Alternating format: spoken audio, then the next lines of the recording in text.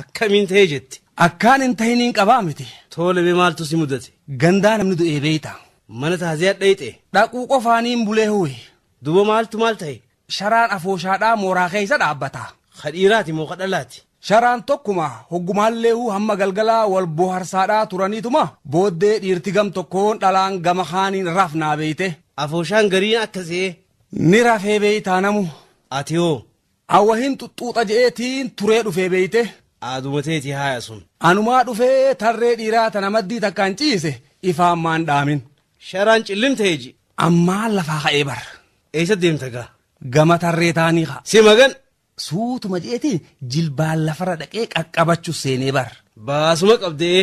Cinaacha galeetiin qal'adheetti dhiibadhee bar. Jidduu seenuudhaafee. Tarra qal'oodhaa takka fuula deebi'eetiin seenee bar. Isaan hin dhaga'anii se'a.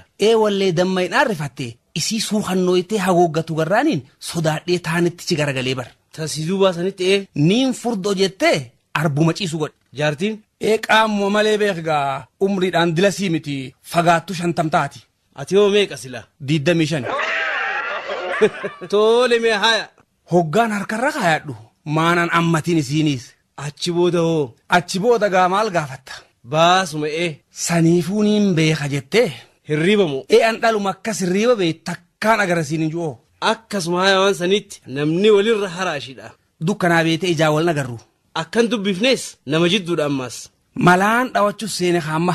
Eenyu akka taate beekuudhaaf Haawulumaafuu maammilaan godhadha jeetiin ka. Tole maaya. Oluma akkas fuudheetiin suuta je'ee fiinxa dhooytuu isiidhaa kan isin mudhitti hidhatte kana guduunfee bar. Osoo isiin hin beekin hoggaasiif bakka deebi'eetumaan ganamaan ka'e hoggaa bariitus. Dhalaan ganamaan ka'aamii Anis bariisaan ka'eetiin harrara dhaaphee eegu seene ka. Tagalayaatu hunda Osumaan tayaatu hunda ijaan gaggeessuuti. Takka duubaan dhuftee bulteenaan jettee na bira kuttee bar. Siihuu beeyti wallee. Hoggaan laalu fiinxi dhooytuu isiidhaa guduunfaadha kunoo. Ati hoo beeyte? Beekuu akkamsa ijumatiyyaan amanuu dadhabee huyi. Maaliif? Habootiyya ka.